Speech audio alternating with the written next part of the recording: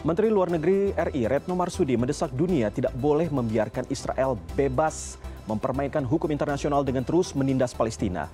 Pernyataan berani itu diutarakan Retno dalam sesi sidang advisory opinion di Markas Mahkamah Internasional ICJ di Den Haag, Jumat waktu setempat. Tidak hanya Indonesia, sebagian besar negara yang hadir pun turut menuduh Israel melanggar hukum internasional. Lalu akankah Israel ciut dengan tuduhan ini? Saya akan berbincang dengan Amrih Jinangkung, Dirjen Hukum dan Perjanjian Internasional Kementerian Luar Negeri RI. Halo, selamat sore Pak Amrih, apa kabar Pak Amrih? Selamat sore, baik Pak, kabar baik. Baik Pak Amrih, langsung saja. Ini seperti yang tadi sebelumnya sudah disampaikan bahwa Menlu Retno menyampaikan oral statement dalam sesi advisory opinion hearing di ICJ. Lalu bagaimana respon dari majelis sidang terhadap pernyataan yang disampaikan Menlu Retno ini? Dan sejauh mana advisory opinion ini akan berdampak kepada keputusan sidang? Oke, baik Pak Iqbal. Mungkin sebelumnya saya sampaikan tampilnya Indonesia di depan Mahkamah Internasional ini juga merupakan wujud dukungan konkret dari pemerintah Indonesia, dari rakyat Indonesia kepada Palestina, dan khusus kali ini dalam jalur atau dalam konteks hukum. Mengenai respon majelis atau respon dari ICJ sendiri, dapat saya sampaikan bahwa proses persidangan di advisory opinion ini akan berjalan relatif lama. Prosesnya sudah dimulai dari Januari tahun 2023. Kemudian Indonesia sudah menyampaikan written statement maupun written comment pada bulan Juni dan bulan Oktober. Kemudian itu 2003. Kemudian pada 2024 Februari kemarin menyampaikan oral statement. Nah, pada saat penyampaian oral statement, Majelis Mahkamah Internasional waktu itu hanya mendengarkan masukan lisan dari sekitar ada 50 negara yang menyampaikan pernyataan. Selain 50 negara juga ada 3 organisasi internasional yang menyampaikan pernyataan. Jadi Majelis Hakim waktu itu baru mendengarkan. Tentunya mereka akan mengolah masukan-masukan dari 50 negara dan 3 organisasi internasional ini, dan mereka tentunya kemudian akan memutuskan advisory opinion-nya apakah diterima atau tidak.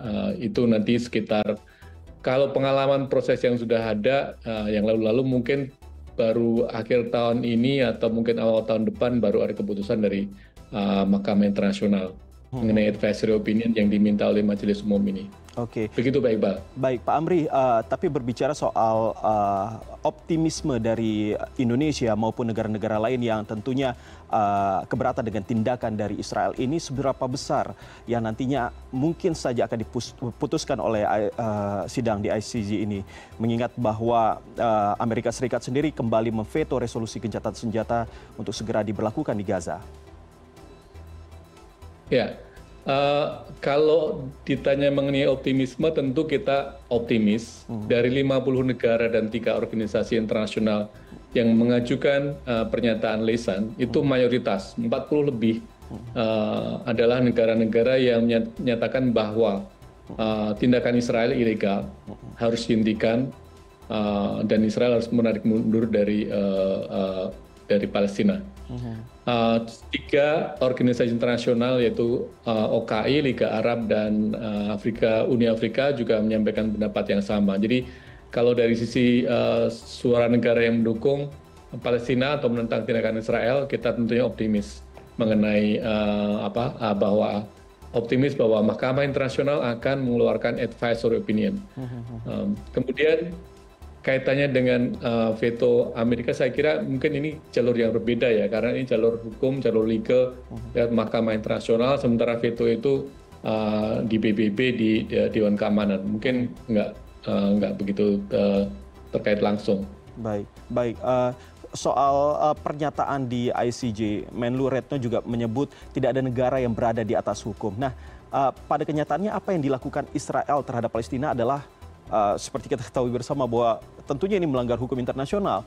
Lalu bagaimana membuat Israel ini mau mematuhi hukum tersebut? Nah, ini juga hal yang kita sampaikan atau yang Ibu Menlu sampaikan di Mahkamah Internasional. Tidak ada negara yang di atas hukum internasional. Jadi untuk itu seharusnya apa yang kita mintakan diputuskan oleh Mahkamah atau yang kita sampaikan, Seharusnya tidak ada negara yang mendukung pelanggaran hukum yang dilakukan oleh Israel. Jadi bantuan dalam bentuk apapun yang akan berkontribusi bagi pelanggaran hukum internasional yang dilakukan Israel ini harus dihentikan. Jadi bukan hanya Israel yang harus dihentikan, tetapi negara-negara pendukungnya juga harus menghentikan bantuan dalam bentuk apapun kepada Israel agar Israel tidak lagi melakukan pelanggaran. Jadi kepatuhan ini tidak hanya tidak berlangsung pada satu yang vakum, tapi dalam konteks hubungan internasional secara umum. Jadi Israel harus mematuhi, semua negara harus mematuhi, semua negara harus tidak membantu, semua negara juga memiliki kontribusi bagi kepatuhan hukum internasional ini. Baik, begitu Pak Iqbal. Baik Pak Amri Jenangkung, Dirjen Hukum dan Perjanjian Internasional Kementerian Luar Negeri RI. Terima kasih sudah berbincang dengan kami di sore hari ini. Selamat sore. Terima kasih. Selamat sore.